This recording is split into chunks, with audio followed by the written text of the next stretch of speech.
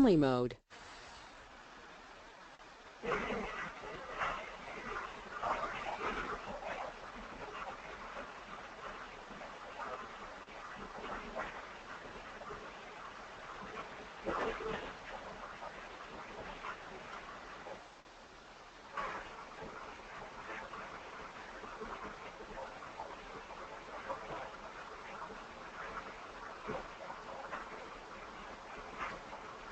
Okay, good day everyone, and a warm welcome to today's Ascender webinar titled Multi-Country Payroll Outsourcing, How an Integrated Approach can Produce Much More Than Just Cost Savings for MNCs or multinational companies.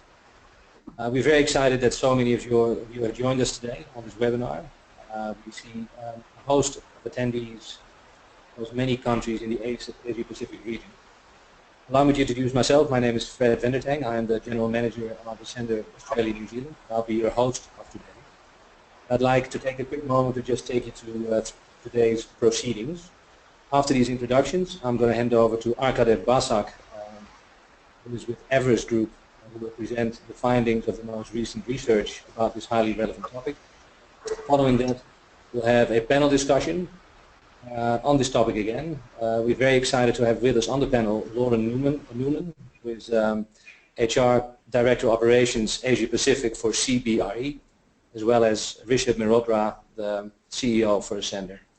Following the panel, you will all have an opportunity to share your questions through the chat box on the right of your screen. So we'll be able to interactively discuss the questions that come up with you as well. Don't wait for the panel discussion to finish to pose your questions, by the way. You'll be able to do that right from the very start. So following this introduction, I would now like to start handing over to Arkadev Basak. Arkadev has researched the topic of HR and talent on behalf of the Everest Group for many years. He seems to be quite an expert in this area. Commissioned by Ascender, Everest have recently published a piece of research that Arkadev will now take you to, and I'm pretty sure that everybody will be excited to hear about Arkadev about the most recent findings. So Arkadev, over to you, please. Thank you, Fred. This is again a very interesting market, a very exciting new area within HR outsourcing that we have researched. Lots of new and interesting things that we learned as part of this research. Quickly as I take you through the research, a few interesting points. Multi-country payroll outsourcing had some problems initially, but it's now really hitting its stride. There is increasing attention and acceptance around the world. A large number of MNCs and enterprises are now looking at this option, and they are trying it out and getting benefits out of it. And if you look at the market growth rate, it's really, I would say, explosive. If you look at it, 8 years back in 2008, the market size was just $250 million, and today it has crossed the $1 billion mark. And the growth rate we expect to continue at 20 to 25% in the next few years as more and more enterprises continue to adopt multi-country payroll outsourcing. And if you look at the Asia Pacific region specifically, it has shown even faster growth rates, even greater adoption, and the growth rate in this region has been in the area of around 25 to 30% more than the global average. If you look at multi-country payroll and the reason that many organizations are adopting this, that is because it has a very compelling value proposition, and it offers significant benefits and to the buyer. However, there have been some bad cases where buyer satisfaction wasn't not good enough. There have been some mixed results, which means that intelligent application of multi-country payroll is really important. When any organization, and especially in the Asia Pacific region, which has its own set of requirements, challenges and opportunities due to the diversity in the region, you really need to be careful when you apply multi-country payroll outsourcing, but the potential benefits are really huge. Now really going meat of the presentation, we'll be looking at three main things. What is happening in Asia Pacific in multi-country payroll and how things are changing. How does an organization really create successful outcomes out of multi-country payroll? And lastly, what should be your implementation strategy? So, if you look at multi-country payroll in Asia Pacific and how it has reached a tipping point, uptake in this region is rising rapidly. Initially, it was primarily the Western headquartered firms, firms headquartered in Europe or Northern America who are adopting multi-country payroll for the Asia Pacific operations. But recently, as you see, a large number of Asia Pacific headquartered countries are also adopting and trying out this approach. And that is growing significantly year on year. However, there is still a vast untapped opportunity. The current penetration is below 10%, which means a large number of multinationals haven't really tried out this opportunity and the potential benefits that can be obtained out of it.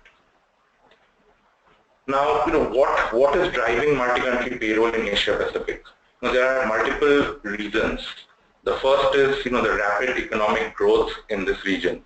In Asia Pacific, the GDP growth rate in the last 2 years has been around 5%, which is more than the average of 3% in North America or Europe.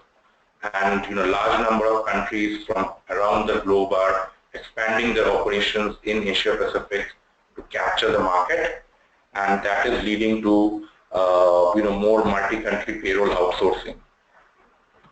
The next three reasons are actually the key drivers or benefits which are leading these multinational corporations to adopt multi-country payroll. The first and pretty important is the compliance framework. Asia Pacific is a diverse region. Various countries have various rules and regulations in place. And interestingly, a lot of countries are going through rapid and frequent changes in their regulatory framework. And the cost of non-compliance is pretty huge.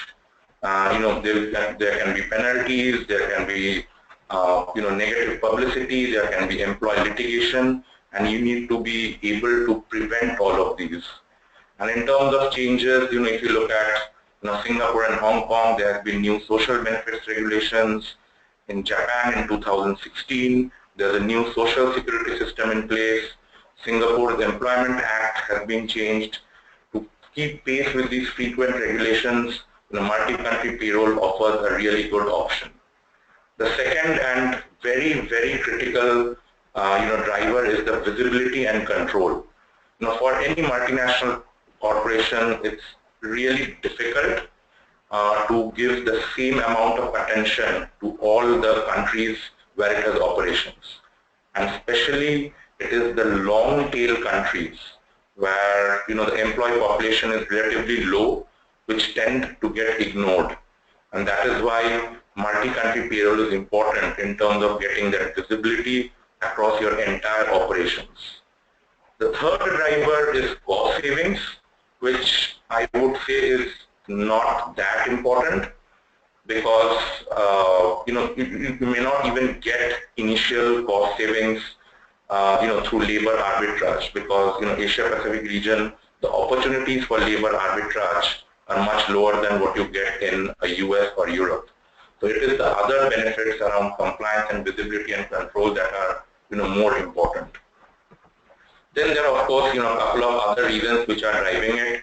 One is lack of in-house payroll talent, especially in if you have operations in 10-15 countries. It's difficult to get really competent people in all these countries. So the cost of talent for payroll is rising, as well as the talent acquisition cost is rising, and that is why again multi-country payroll offers a better opportunity. And lastly, very important is the rising service maturity. I had just talked about how previously some of the situations, some of the multi-country payroll cases were not that successful, but we see that situation rapidly changing. Service providers have made new investments in technology, in their country coverage, in building a better partner network. They have learned from their previous experiences, and we now see them offering a much more well-tested solution to their clients. However, there are still quite a few challenges that still remain, and you need to be careful, or any organization needs to be careful in terms of avoiding these. Number one is force-fitting a global model. Quite a few Western headquartered firms have tried this, where they have ignored the diversity within the Asia Pacific region. The diversity can be in terms of language, culture, economic diversity, the regulatory diversity, or even the technological diversity in terms of mobile penetration rates, internet penetration rates, and you should not really have exactly the same model that you have used in the West in Asia Pacific. You need to contextualize to really prevent some of those mistakes. The second is a siloed and myopic approach. Payroll does not sit alone or stand alone as a separate system or a separate process. It should integrate better with your entire HR strategy or HR processes in place, as well as your HR systems, which can be the broader ERP system or your time and attendance system, and you should look at payroll as a cog in the entire wheel rather than just a separate element. The third is insufficient planning and investment in governance. So when outsourcing is done for multi-country payroll, that does not absolve the enterprise of all its responsibilities. The enterprise still needs to invest in governance, put in people, put in processes in place to ensure that everything goes on track. And this fourth point is really important, and I've already touched upon it.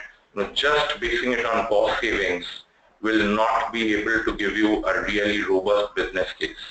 You need to look at the entire holistic picture, have a total cost of ownership approach to multi-country payroll outsourcing. And we'll discuss later what are some of the best ways to do that. And lastly, service providers' regional capabilities are something that really need to be looked at. Often Asia Pacific operations are part of a larger global multi-country payroll arrangement. Even then you need to look at what are the country-specific capabilities, what is the partner network in the region, does the technology that the service provider have is suitable for the region, and plan accordingly. So the next section that we look into is in terms of how to really make multi-country payroll successful.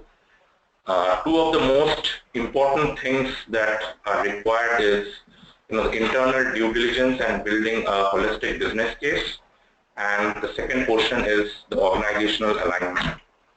So in terms of internal due diligence, you need to have clear and reasonable expectations in terms of the cost, the impact, the risk, the timing, and most importantly, what benefits will come out of it. And again, benefits won't be coming off in a couple of months or even in 1 or 2 quarters. Multi-country payroll is complex, and it might need some time for the benefits to really start coming in. The second is maximizing stakeholder buy-in. And it is really important that stakeholders at all levels, global headquarters, regional headquarters, and even in countries are tuned into this entire outsourcing strategy. And some of the best practices that we have seen include having champions at the leadership in each of these levels to ensure a smooth running of multi-country payroll. The third point is, of course, what we had discussed around broader total cost of ownership approach rather than just looking at cost savings. And of course, repeat of a previous point that we should have enough contextualization for Asia Pacific.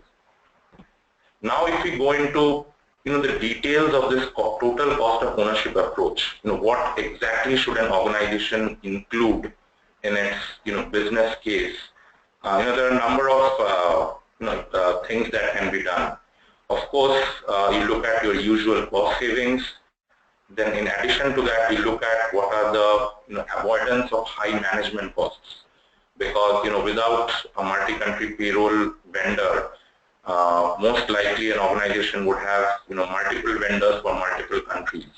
With one single service provider, you are reducing your management effort. Besides that, a number of other things are avoidance of various negative consequences. Some of them are pretty easily quantifiable. For example, avoidance of monetary penalties or employee litigation. And some of them are not so easily quantifiable but still need to be built into the business case, such as prevention of employee dissatisfaction or engagement due to payroll problems, the prevention of attrition due to payroll problems.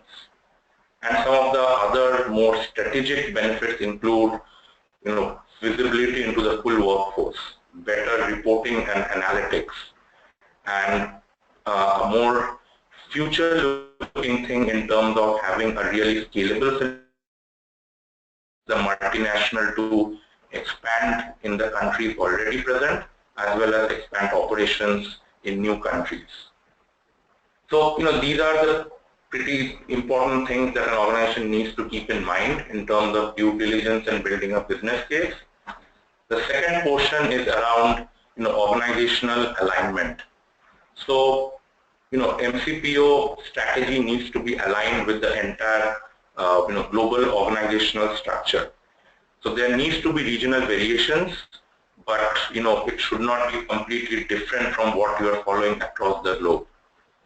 And then there needs to be clear demarcation of duties and responsibilities at various levels. What should the global headquarters do? What should the regional headquarters do? And what are the responsibilities at the country level? The headquarters need to give away some responsibilities to the various levels for multi-country payroll to really work. And lastly, there should be a similar structure, governance structure on the service provider side.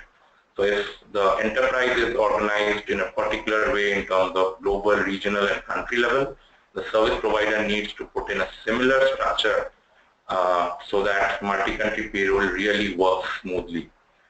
Now, going into slight details in terms of what are the various contextualization that you need to put in place between a global, regional, and country level. Of course, we talked about regulations. Then there is last mile requirements and last mile connectivity in terms of tax reporting and statutory reporting and filings.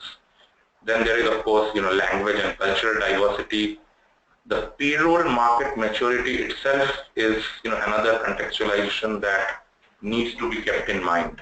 In many countries, you will find local payroll vendors do not really use any sophisticated systems, just using spreadsheets to do their work. While in some countries, you will find payroll vendors who have enough technology or a platform of their own. So what are the maturity level differences in various countries? What is the mobile and internet adoption rates? And then employee volume and type is something that is again very important.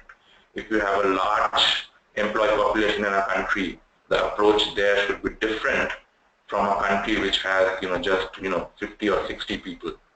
Similarly, HR technology integration is another important factor. What are the current ERP systems that are being used in a country? What are the time and attendance systems being used in a country? And will the new multi-country payroll system integrate well with these platforms? And lastly, contact center requirements. And again, this is related to language and employee population. So if you have really a large population in a country, ideally you would want to have a contact center for all your employees. But if you have just 10 or 15 people in a country, having a separate contact center just for that language or that country might be too costly. So you need to understand or decide how to exactly design your solution. Moving into some of the other things around how the solution should look like. Typically, we have seen hub and spoke model work really well. So a hub is usually a low-cost location with multilingual capabilities, which is able to serve a large number of countries.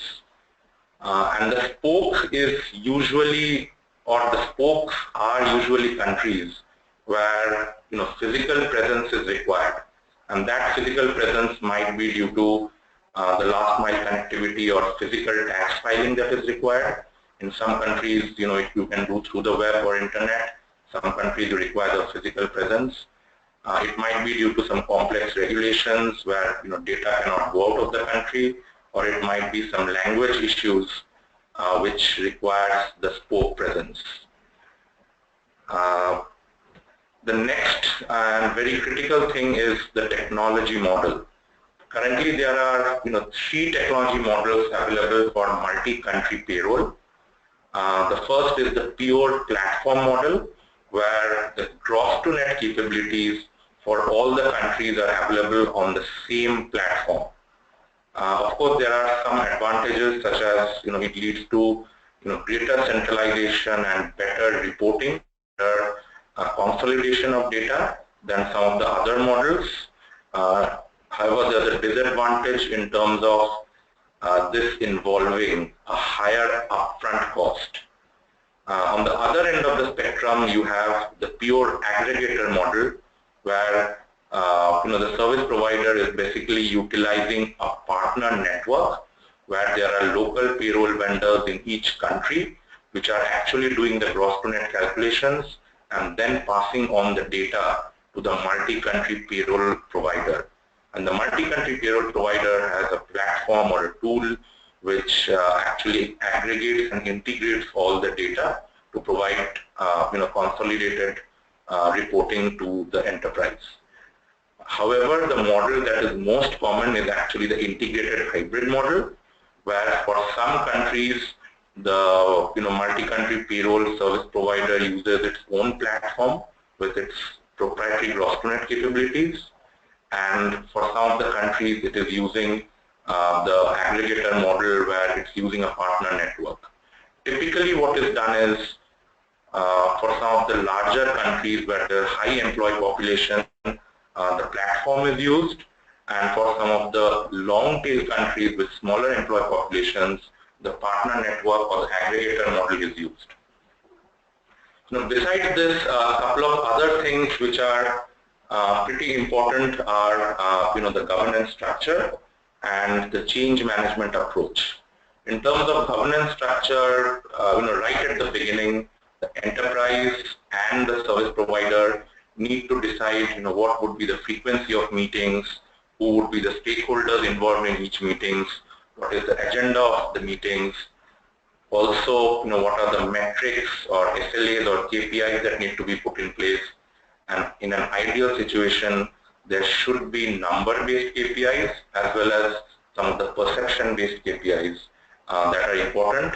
And lastly, what are some of the remedial actions that would be taken if the service provider is unable to or misses some of the SLAs or KPIs. The next thing that we'll discuss is how MCPO should be implemented, and broadly there are 2 approaches to it. The first is the Big Bang approach, where you implement multi-country payroll for all your countries at one go, and the second is the phased approach. And we have seen organizations do both of these, but in hindsight, almost every organization says the phased approach would have been better. And of course, there are advantages and disadvantages with each. Typically, people prefer the phased approach because you can learn from what happened in the first phase, on the first couple of phases, what mistakes were committed, and then prevent them from happening in the following phases. However, you need to then decide, which countries should be there in each phase. If you are really just, using the easiest countries in the first phase, the learnings won't be that much, and it won't really be helpful. Again, on the flip side, if you really take the most complex countries in the first phase, and things go wrong, then the entire multi-country payroll strategy might be in jeopardy. People would say, this is not the best approach, let's not go ahead with it. So you really need to have a calibrated strategy in terms of how to do this phasing. So, we have looked at, some of the implementations that, enterprises have done. And one strategy that we really liked was the grouped transition strategy, where the countries are grouped into various clusters, and the implementation is done cluster by cluster. So there are two steps involved in the strategy. One, you calculate each country's complexity score. So the complexity is based on external factors such as how complex the regulations are and what is the frequency of change in regulations, and then a couple of internal factors.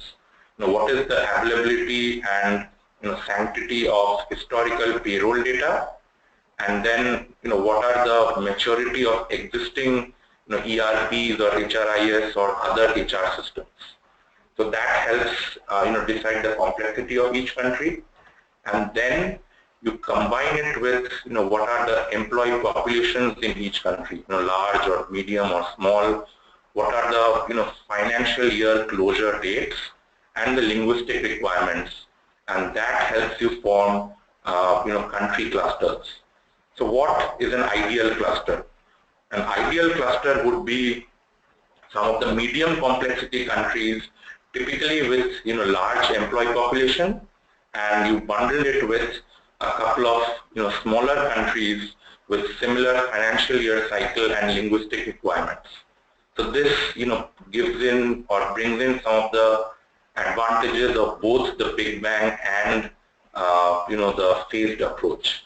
So you're not getting the most complex countries in the first phase, but you're still learning quite a bit because you have taken medium complex countries, and you have also looked at some of the smaller countries.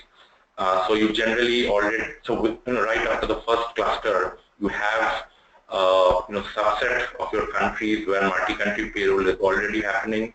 So pretty good learning which you can implement without getting into too much of risk. The next thing, which is again very important, is selecting the right multi-country payroll service provider. There are quite a number of things that an enterprise needs to judge before finalizing their service provider. The first is what is the service provider's country coverage in terms of sales capacity, where they have their own gross to net capability, and then what is the strength of the partnership network. The second is how well does the provider's technology or platform integrate with your current HR systems and even current finance systems, and if you are planning to change your HR systems in future, how will the service provider's technology integrate with that. Then the next couple of points that are important is what is the proven experience of that service provider in Asia Pacific. So multi-country payroll is one area where we see quite a number of new providers who have come in, and there are a number of providers with many years of experience. And again, providers have varying experiences depending on the region. Some have more experience in Europe and North America, some have more experience in Asia Pacific. So you need to look at that, and then the focus on multi-country payroll in terms of new investments that is making, especially in terms of technology or broadening its country coverage, are some of the important factors that go into service provider selection. The next point is multi-shoring capability in terms of what is their offshoring capability. Will that be able to help reduce costs? And then, lastly, how good is their platform? What is the level of reporting and dashboard capability? How much of functions beyond basic payroll can it do? Are there facilities for time and attendance? Will it be possible to do expatriate payroll? So the functionality and robustness of the technology platform and solutions is the next important point. So that brings me to an end of the main points that we wanted to discuss. I would hand it over back to Fred, for the panel discussion.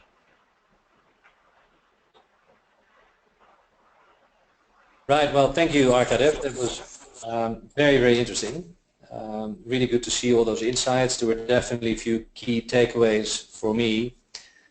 You started by lining out how big the untapped opportunity, as you called it, in Asia Pacific is for multi-country payroll.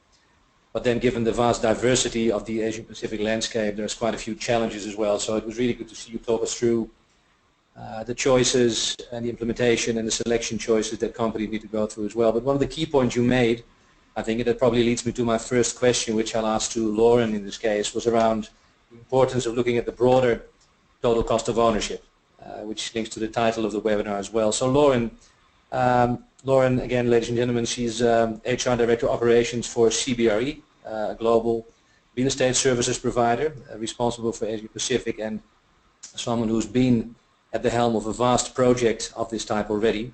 Lauren, based on your experience, how can a business approach making a business case for moving toward a single vendor MCPO strategy? Well, thank you for the opportunity to answer this question. I'm going to draw particularly on my personal experience and some of the work we did throughout CBRE. I think my first comment around building a business case is to ensure that the leader or the person who's responsible for that business case has a really deep understanding of what your current state is.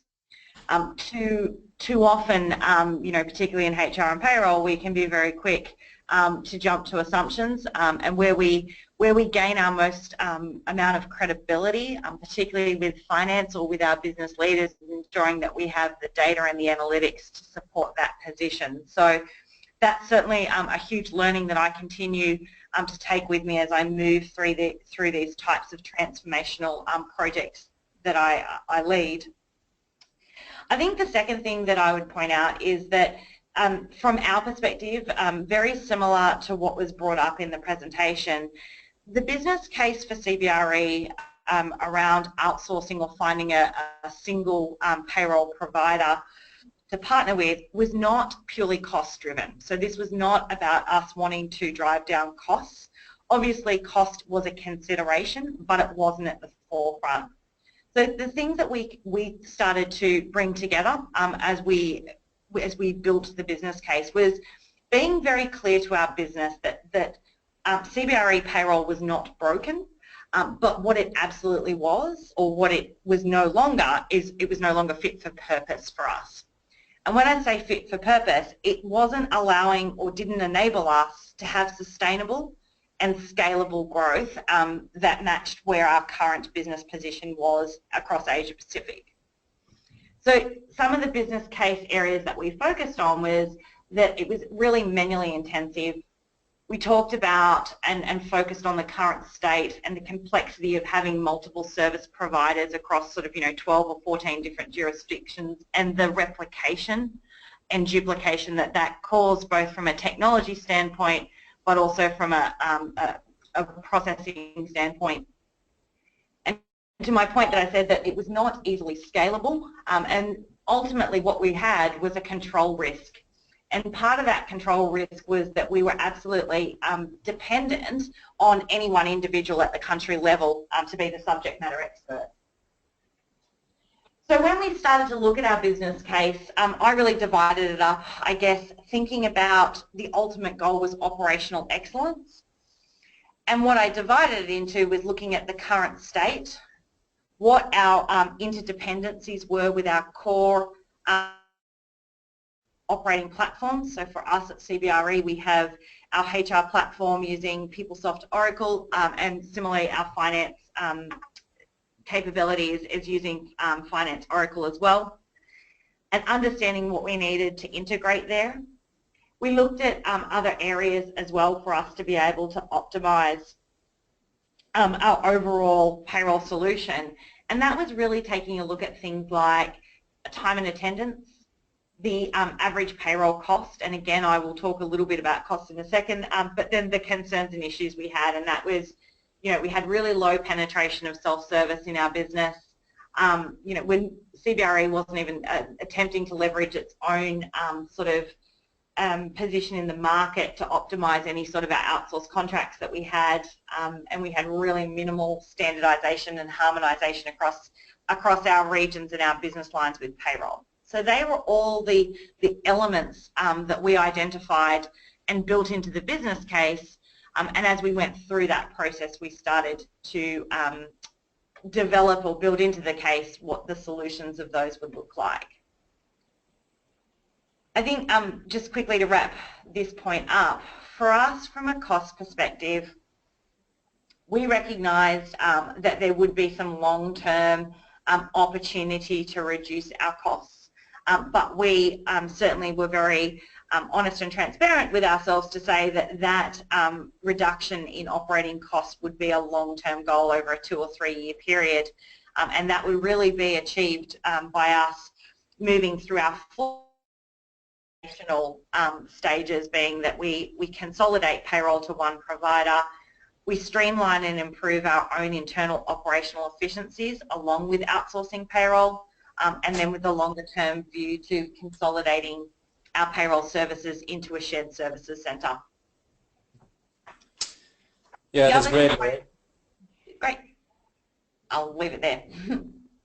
Sorry, did I interrupt you there, Lauren? Did you want to finish your sentence?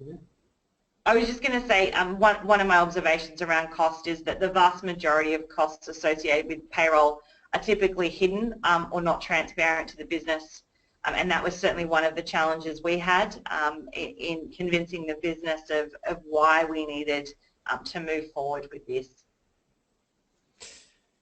Yeah, look, thanks for sharing those insights with us, Lauren. That's fascinating stuff, which definitely goes well beyond just the pure cost of payroll itself. I guess in a way you're describing a process where you're making CBRE a better and more successful business, because you refer to building a scalable model which enables you to grow as well. That's something that was actually referring to the Everest piece again, referred to as advantages in terms of organizational alignment. Do you have 1 or 2 examples, Lauren, in terms of better organizational alignment coming out of this process? And I'd like to ask Rishabh Mehrotra, our CEO at the Centre, for some comments on that point of organizational alignment as well. You first, Lauren. Sure. I think organisational alignment has been really important for us in terms of where payroll sits and fits into our broader shared services, I guess, strategy. So we have seen better alignment across finance, HR, and payroll as an overall end-to-end lifecycle delivery or service delivery that we offer to the business, and that's obviously resulted in a better experience for our employees.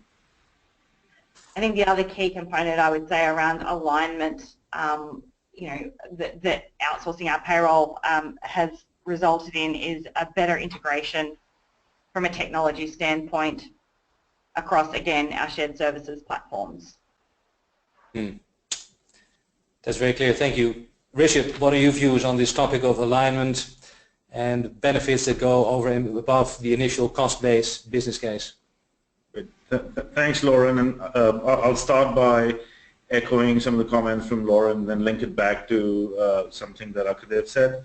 So I think in terms of alignment, you know, global companies have global strategies, and so in order to drive things like integration and having a consistent experience for their employees and being able to have HR and finance and actually the people strategies aligned regardless of region is something that is important from a multi-country payroll standpoint.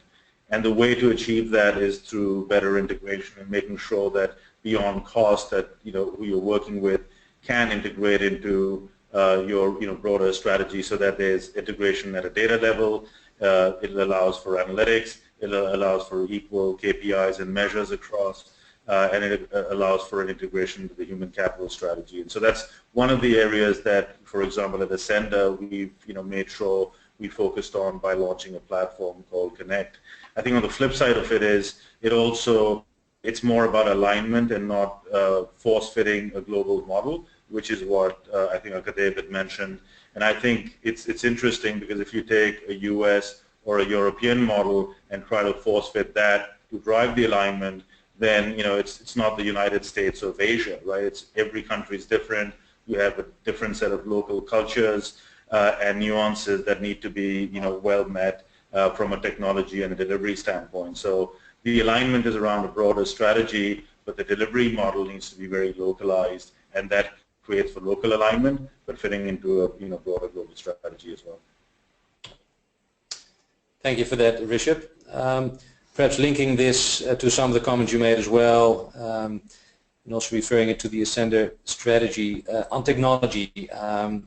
I'd like to pick your brain in terms of what you're seeing that the customers are looking for. I know you were visiting clients even last week in China and spoke about this topic. So my question is, based on your discussions with multinational companies, what's the kind of technology that they're looking for?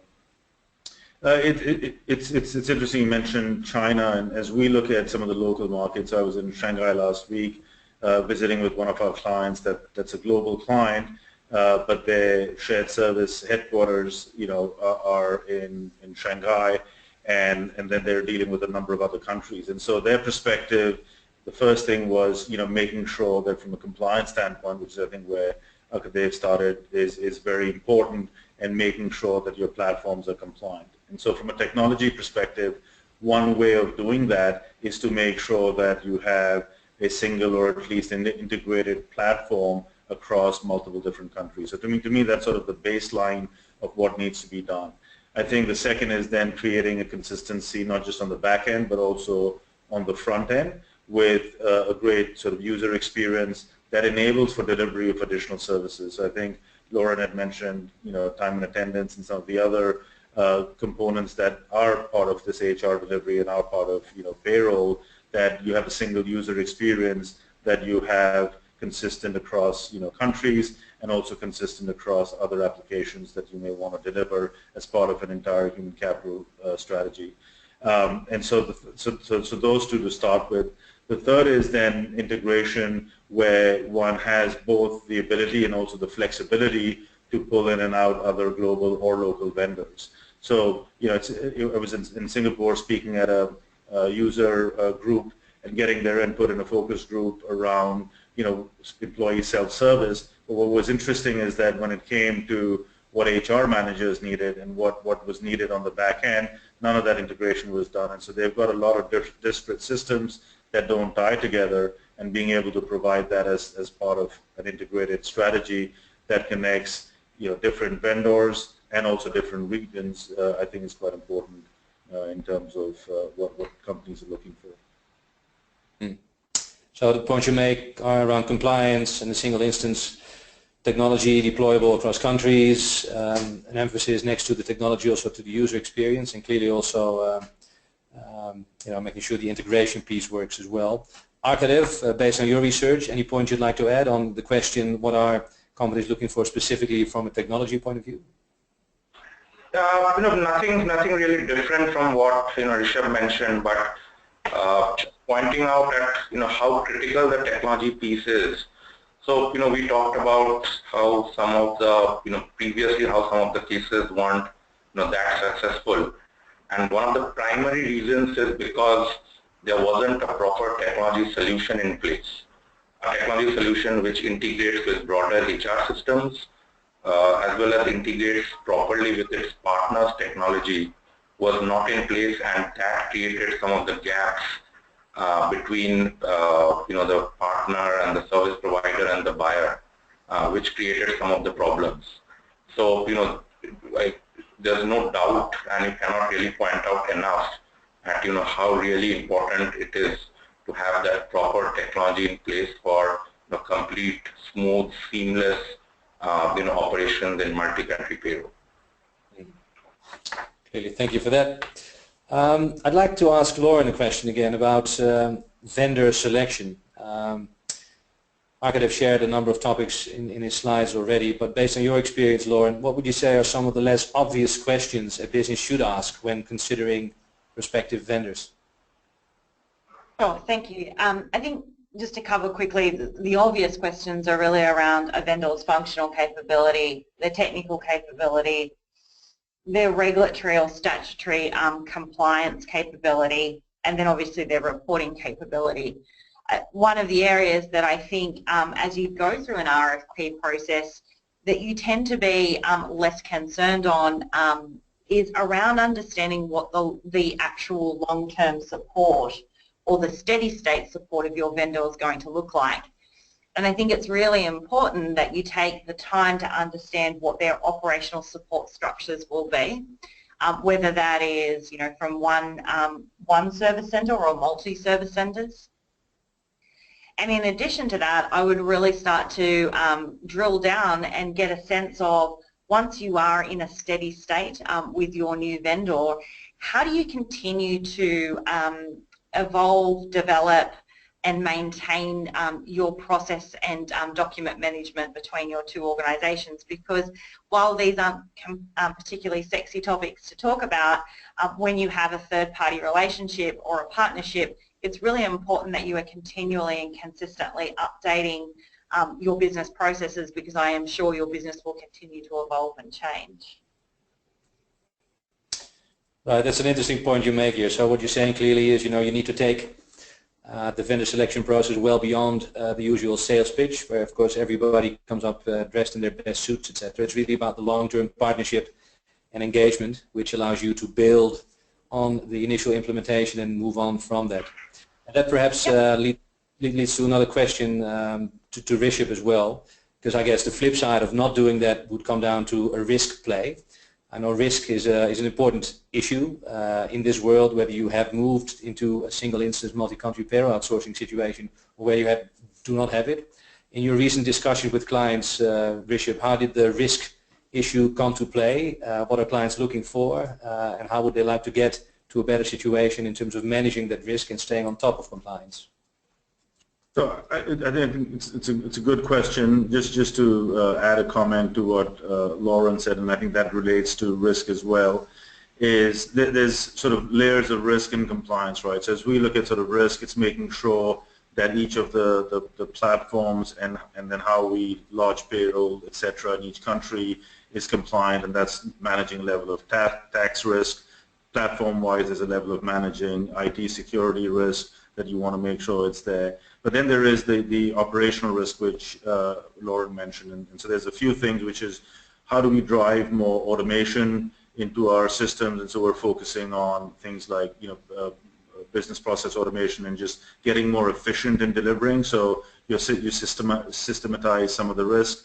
What is it that we can do in terms of reporting back to clients in terms of, you know, SLAs as well as, you know, analytics is a way of, you know, alleviating some of the risk. But then it's truly about managing it as a long-term partnership, so that as changes happen with, you know, as Lauren mentioned, you know, on the client side itself, how do we, you know, be aligned around the policies and procedures that are changing so we can continue to manage the risk? How do we stay closely tied to see what's coming next? You know, are we adding countries? Are we, when I say we, it's, you know, as a partnership with our clients, are we doing mergers and acquisitions that are going to add a set of lives? And so how do we incorporate that into the mix of what's already done? And I think that's some of the softer things, but very important over a period of time, is to make sure that we can have alignment around, you know, processes and strategy as well, above and beyond sort of the compliance and tax risk and security risk. Okay, thanks for that, Rishabh. Following the flow, I guess, from business case to vendor selection, technology, you know, the next phase in any of these processes would be around implementation. So perhaps a few discussion points around implementation before we open the floor to the Q&A for the folks on the line as well. I could have a quick point to you. You mentioned a few different approaches to implementation. What would be your advice to executives who have to choose between one implementation approach or another? What are the key things they should look at? So good question. In general, my broad advice would be not to go for a big bang implementation because the risks are pretty high, especially if there are a large number of countries involved. Anything beyond 7 countries should ideally be done in terms of phases. Anything below 7, you might go for a big bang implementation. And then, as I mentioned in tech, you need to look at what are the complexity in various countries in terms of the regulation and also very importantly the organization's own internal readiness in terms of technology and processes already in place, the level of historical data, and based on all these, again there are various ways you can create clusters or you can do a series of or a serial sort of implementation approach. But the biggest point is that you need to judge each country both from a market perspective as well as your own internal capabilities and then decide to go ahead. It can be either a cluster or one by one, but the order of the countries is what matters the most. Yeah, thanks, Raghav. That loops back to one of the comments that Lauren made, I think, in the beginning, the need to have really deep insight in your own internal capability and setup before you go and make the change. Lauren, final question to you, I guess, before we go into the Q&A session. You've been through a large part of this. Perhaps you can share, if you're comfortable, how many countries you guys have already rolled up in your Asia-Pacific approach. Have there been any surprises, any unexpected events occurring in your implementation so far? Yeah, so we've rolled out last year across to 6 countries, and we're in the process now of adding another 4 countries to that, and re-implementing in some existing countries new business that we've acquired. Certainly, of course, we uncovered or unearthed a number of surprises, both internally ourselves. So you don't know what you don't know when you embark on these journeys, and we unturned a couple of process sort of issues and or compliance issues that we have as a result of this partnership been able to resolve. So I think that's been a really great result. I think the only other component I would add is that when you go through these large-scale change projects is not to underestimate the time that is required for those who are directly involved in the project and those who are going to be recipients or customers of your project to really work through that change management plan. So there were probably some surprises for us or even some misses in terms of really managing that change program and getting the stakeholder engagement around change locked down and ready to go. So they're 2 observations I had in the last sort of 6 months of our implementation. Yep. No, that makes perfect sense. So 6 countries down already, 4 more to go. So definitely good luck with that, but you've already come a long way. Linking that actually ties back into one of the questions we get in our Q&A box, which kind of refers to the employee journey as well. Perhaps a comment from you on this one, Rishabh. How do you think a business should mitigate the potential disruption caused to employees when they make changes to their payroll, which at the end of the day is a very essential part, as we all know, of the relationship between an employer and an employee? I think that's one of the key parts, and I'm sure Lauren is familiar with that, is that the last thing we want to do is in the transition, mess up an employee's payroll. So you're generally running parallel processes as you're implementing, making sure that the runs are tracking, and then when you cut over, you have an ability to pull back if you need to. So that's sort of at the back end system. That's one piece. I think the second is as you switch from maybe a local provider to more of a multi-country provider, or rolling out countries where it was done maybe a bit more manually to start with.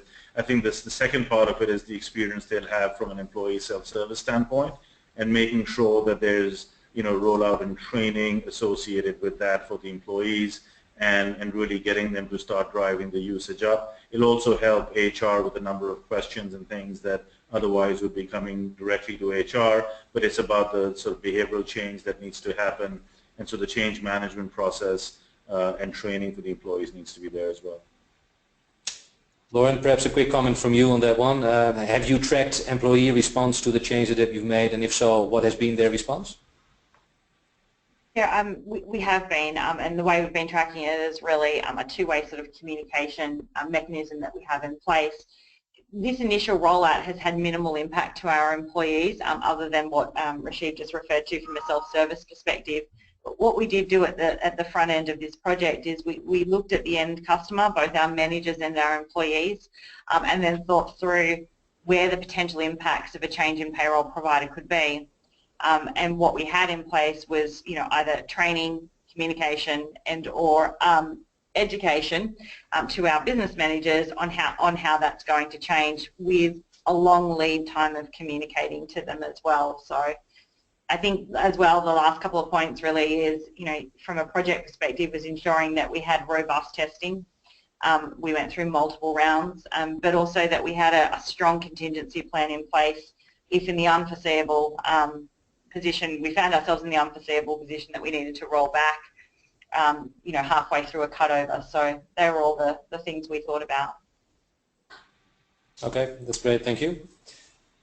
We have a question about the future, because of course we talk about the here and now and the do's and don'ts in terms of moving to MCPO in the here and now, but the future clearly beholds many great things. I'd like to ask you, Arkadev, based on your research, how do you see this landscape shaping up in the next 5 or 10 years? And then I'll throw that question to Rishabh as well, so you can already prepare for that one, Rishabh. But over to Arkadev first. Yeah, so one big thing that we see is the massive investment in technology that each and every service provider in multi-country payroll is doing. The technology, again, there are multiple ways in which they are investing. Number one is they are trying to add more countries where they have their own proprietary gross-to-net capability in the platform. So that is one major area of investment. The second major area of investment is creating APIs and connectors to various HR systems. Most importantly, the top cloud HRISs today in the world, the Workdays and SuccessFactors and Oracle clouds, and even with other HR systems. The third is in terms of the reporting and dashboarding capability. Just taking the data from the various systems, presenting them in a really easy to understand manner, putting in facilities or features for ad hoc reporting. That's the third thing.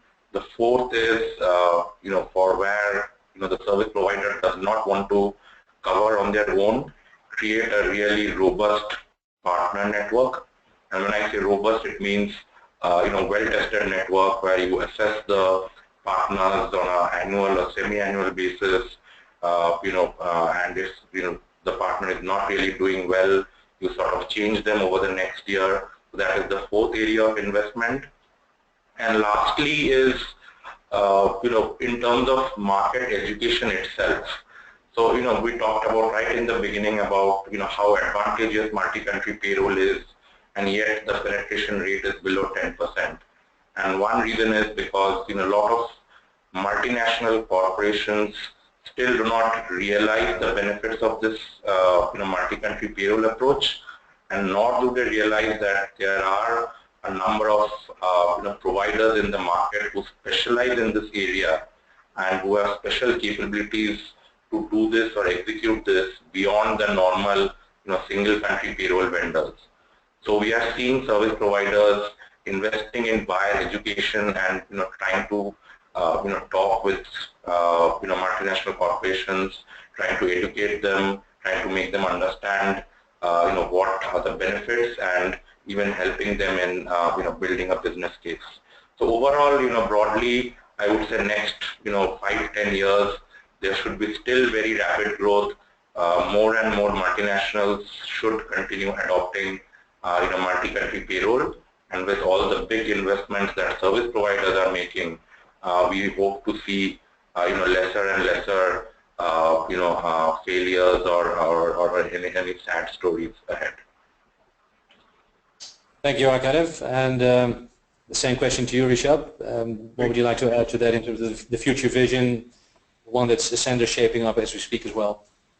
I think broadly agree with what Akadev said. So for us, we look at regional expansion, how we've, for example, served everything from Middle East to Japan down to Australia and in between. So geographic expansion, and then also taking it a step further and building regional capabilities. So for example, looking at countries like China, Japan, and India. And so when Akadev talked about hub and spoke earlier, they can actually be, depending on where you are in the part of Asia, you can have different sort of hubs and different epicenters for where you need to deliver the service from, and then the spokes also rise, based out of that. So we're starting to see delivery models that would be evolving.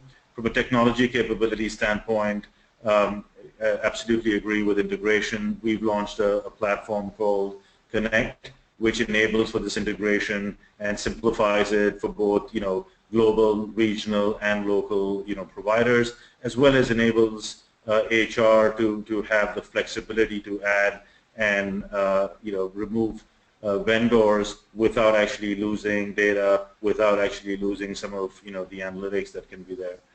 So the second part from a technology standpoint, I think automation will play a bigger role and more self-service tools, so automation from a processing standpoint, as well as enabling employees to be engaged more. So employee engagement tools that provide more benefit than just giving them, here's what your pay stub is, but more analytics that are starting to support employees as part of their lives. And that's one of the goals we have, is how can we enable employee prosperity through the fact that we help deliver payroll and through the engagement with them. So we see changes there as well.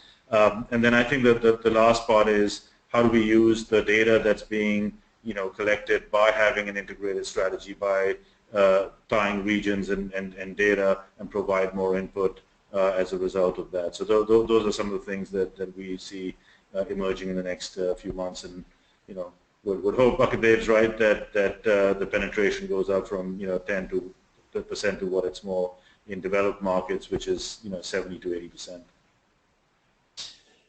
Great. Well, thanks for that, Rishabh. That's I think a really good moment. Also looking at the fact that we are now just about on the 1 hour mark to go to a conclusion of today's webinar. I think we've covered a range of fascinating topics, and it started off from the premise that going for a multi-country payroll outsourcing approach is so much more than just looking at the tip of the iceberg in terms of cost, all the way to Rishabh sharing with us the vision of looking at all of this as a ways to actually drive people's prosperity, which I think is a very unique insight. At this point, ladies and gentlemen, we're going to draw this webinar to a close. First of all, I'd like to thank our esteemed panelists for their excellent contribution. Arkadev, thanks very much for sharing the presentation and the work with us. Great to work with Everest, and really good to hear your insights, so thank you. Lauren, some excellent insights from you as well as a first-hand experienced professional who's going through all of this as we speak. Thank you for your candor. Thank you for sharing your insights with us and the audience at today's webinar. And Rishabh, great to hear from you and to hear the Ascender vision and perspective on this wonderful topic as well. So from my point of view, ladies and gentlemen, a few concluding comments.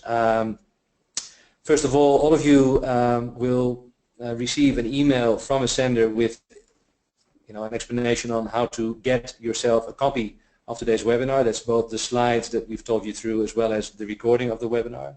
So that's an invitation that will obviously extend to those colleagues that you might have that will be interested in understanding more about the topic as well. Secondly, and this goes without saying, we at Ascender take this multi-country payroll journey very, very seriously. We consider ourselves to be one of the leaders. We really like to be at the forefront of this and would like to embark on a journey with you. So please don't hesitate to reach out to your account manager or any of us to talk about your specific challenges or your specific setup. Thirdly, stay tuned, because we do plan to drive more webinars like this in the future. Topics will probably include items we've already touched on today, like integration, like user experience, like big data and analytics, all of which are very relevant to extracting more value out of your multi-country payroll outsourcing approach. And that said, ladies and gentlemen, again, both big thanks to the panelists, but also big thank you to all the attendees. We're closing off and signing off. Thanks for your participation and have a good day. Thank you.